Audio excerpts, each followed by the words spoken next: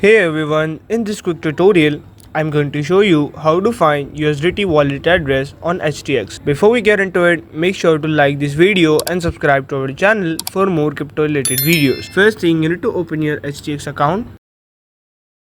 Once you have logged into your HTX account, you need to click on Assets at the bottom right corner. Once you landed on the screen, you need to click on Deposit. And from this list of currencies, you need to search for USDT in the search bar and simply select USDT Tether. Now you need to choose a network, so simply choose any of these network. In this video, I will be demonstrate on BEP20 because it requires low fees. So simply click on BEP20 and always make sure to select same network on the receiving side also, or you will lose all your funds permanently. Now click on BEP20 and here you can see your USDT BEP20 wallet address along with the QR code. Simply tap copy to copy this address, or you can share this QR code directly.